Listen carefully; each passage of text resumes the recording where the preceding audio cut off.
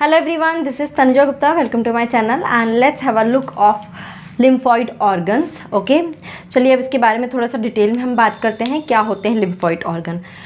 The organ in which the formation as well as differentiation, development, multiplication and the maturation of lymphocytes takes place is called the lymphoid organ. ठीक है, so basically क्या हो रहा है यहाँ पे, lymphocytes जो हैं उनका क्या हो रहा है, फर्स्ट ऑफ ऑल तो they are formation taking place, उसके बाद उनका क्या हो रहा है, मल्टीप्लिकेशन भी यहीं पर ही हो रहा है, as well as their maturation.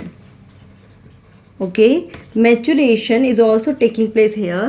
This organ is called the lymphoid organ. ठीक है, ओके चलिए अब हम बात करते हैं आगे कि lymphoid organ का रोल कहाँ कहाँ है. फर्स्ट ऑफ ऑल ये lymphoid organ दो तरह के होते हैं, primary lymphoid organ and secondary lymphoid organ. Let's have a look क्या है बेसिक डिफरेंस दोनों के बीच में.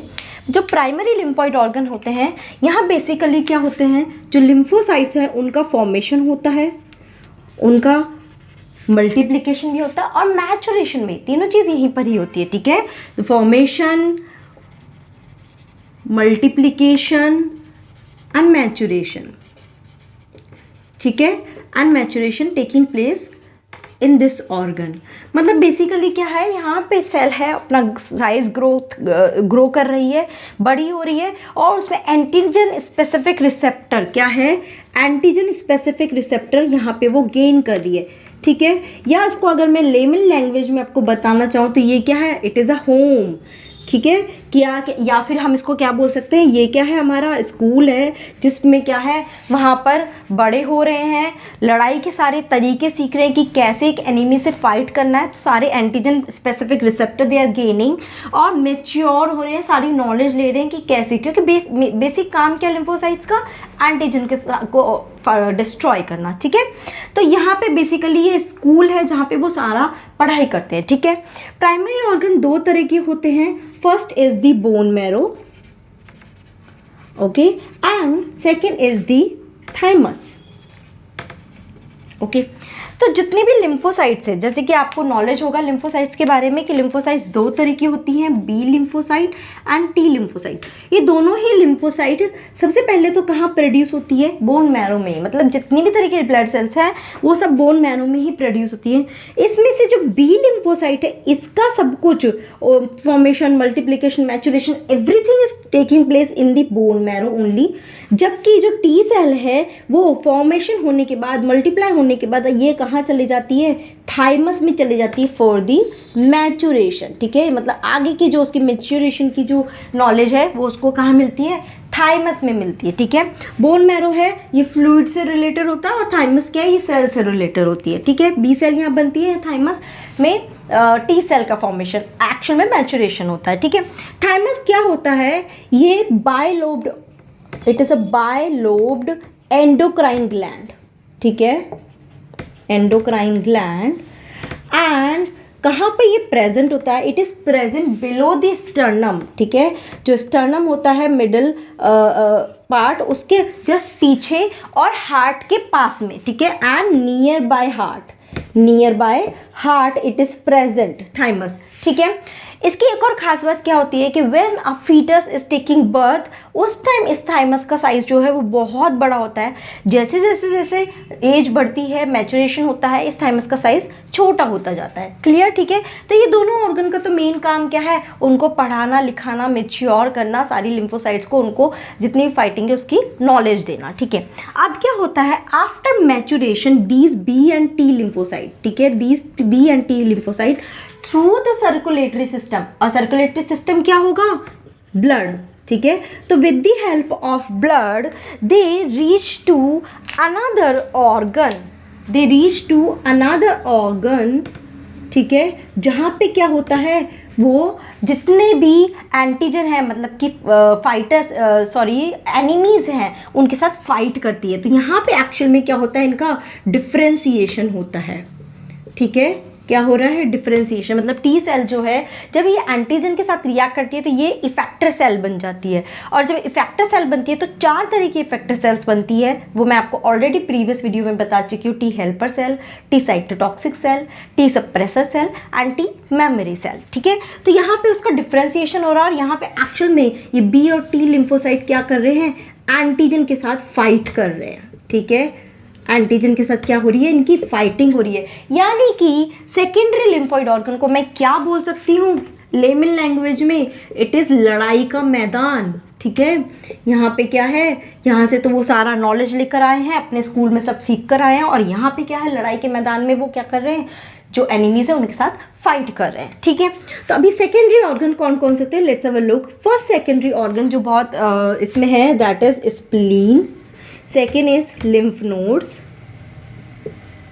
ठीक है, उसके बाद क्या है, कुछ लिम्फोइड टिश्यूज होते हैं सर्टेन ट्रैक्ट के। ठीक है, तो उसमें कौन कौन से आते हैं, that is tonsils, digestive tract में पेयर पैचेस।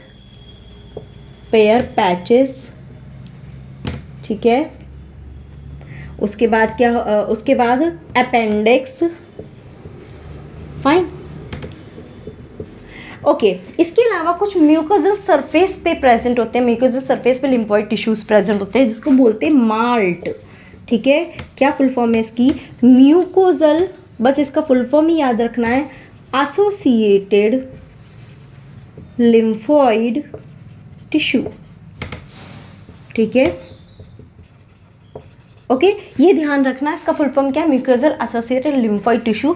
और ये lymphocytic tissue around 50% total lymphoid tissues का 50% तो यही होता है। ठीक है, फाइन, इन सब का रोल क्या है, क्योंकि ये पूरे आपकी बॉडी में जगह जगह स्पेसिफिक जगह पे प्रेजेंट होते हैं, तो जैसे भी जिस भी मोड से एंटीजन एंटर करता है वो किसी भी मोड से कर सकता है। ठीक है, तो जिस भी मोड से एंटीजन एंटर करता है वहाँ पे जो पर्टिकुलर सेकेंडरी ऑर्गन है वो वहाँ पे उस एंटीजन को कैप्चर कर लेता है और उससे फाइट करता है। और एंटीजन वहाँ पे क्या है, दोनों बी और टी लिम्फोसाइट्स प्रेजेंट ही होती है सारे लिम्फोइड ऑर्गन में, जैसे ही कैप्चर करते हैं बी और टी लिम्फोसाइट उसके अगेंस्ट फाइट करते हैं। चलिए हम जो हमारे लिए इंपॉर्टेंट है, these two spleen and lymph nodes, एक बार इसका लुक देखते हैं क्या होता है, little bit detail about it.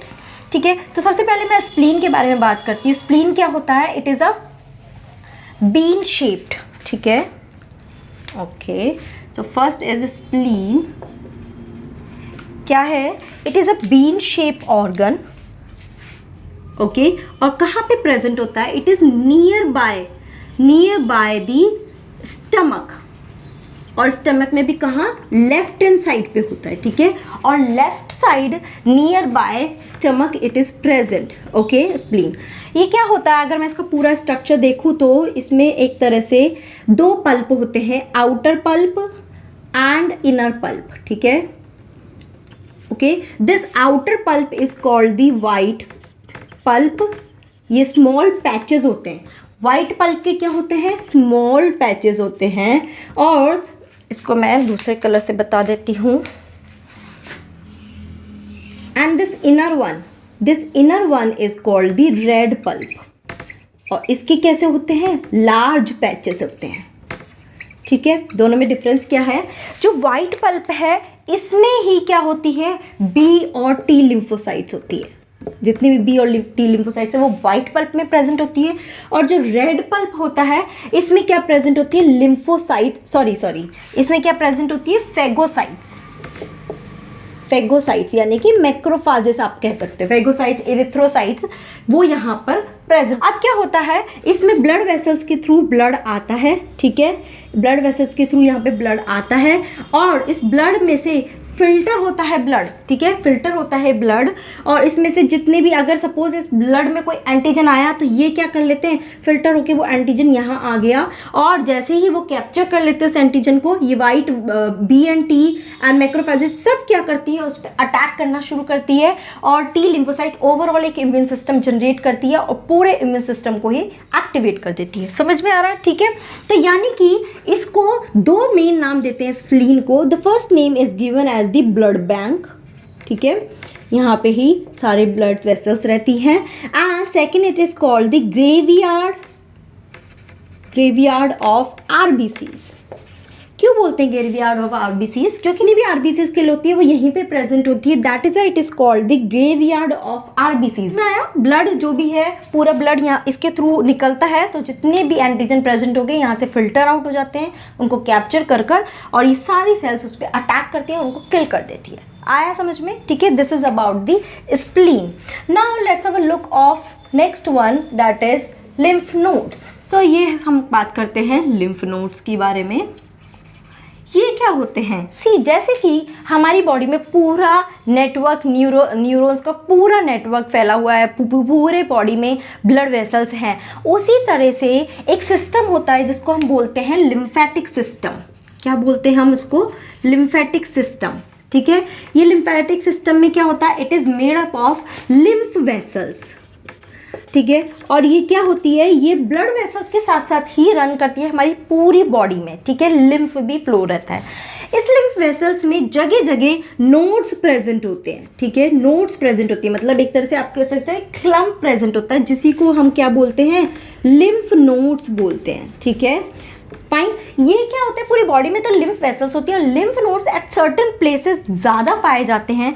कौन कौन से प्लेसेस होते हैं? कहाँ पे मिलते हैं? Certainly near by the chest region. ठीक है, ग्रोइन रीजन में प्रेजेंट होते हैं, आर्म पिट्स में प्रेजेंट होते हैं, नेक में, टॉन्सिल्स। तो ये क्या है? सारे एरिया है जहाँ पे लिम्फ नोड्स बहुत ज़्यादा अमाउंट मिलते हैं। ठीक है, अब ये लिम्फ नोड्स होते क्या है? ये बेसिकली एक स्मॉल नॉड लाइक स्ट्रक्चर होता है, जिसमें क्या होती है? लिम्फ वेसल्स एंटर करती है और बाहर भी निकलती है। ठीक है, तो जो लिम्फ वेसल्स यहाँ से एंटर करती है, सी क्या होता है? जब एंटीजन हमारे ब्लड में आता है, ब्लड से कंटिन्यूस लिम्फ स्क्वीज होकर लिम्फेटिक वेसल्स में भी जाता है। तो बाय चांस अगर कोई एंटीजन ब्लड को छोड़कर लिम्फ में चला गया, मतलब ब्लड से एस्केप होके, कि अगर ब्लड में जाऊंगा तो मुझे स्प्लीन में पकड़ा जाएगा और मैं वहाँ मारा जाऊंगा, तो वो कई बार क्या एस्केप होगा। अगर लिम्फ में चला जाता है तो लिम्फ में ये लिम्फेटिक वेसल्स लिम्फ नोड्स के थ्रू अपना सारा लिम्फ पास ऑन करती है। ठीक है, तो ये लिम्फेटिक वेसल्स जो है,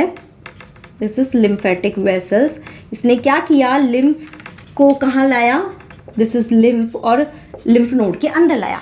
लिम्फ नोड के अंदर क्या प्रेजेंट होते हैं? दोनों B and T lymphocytes present होते हैं। ठीक है, तो जैसे ही ये यहाँ आया और बाय चांस इसके अंदर अगर कोई एंटीजन हुआ, ठीक है, इस लिम्फ के अंदर, तो ये lymph B and T cell क्या होती है? उस पर अटैक करती है और उसको किल कर देती है, और उसके बाद जो क्लियर लिम्फ है विदाउट एंटीजन, वो बाहर निकलता है और फिर पूरे लिम्फेटिक वेसल्स में वो पास ऑन होता रहता है। तो इसी तरह से जगह जगह लिम्फ नोड्स जो प्रेजेंट होते हैं, वो क्या करते हैं? जितने भी एंटीजन है उनको ट्रैप कर लेते हैं, उनको कैच करते हैं, पकड़ लेते हैं और आगे पास ऑन नहीं होने देते और इस तरह से उसको किल कर देते हैं। सो दिस इज हाउ पूरा लिम्फॉइड ऑर्गन जो है वो वर्क करता है।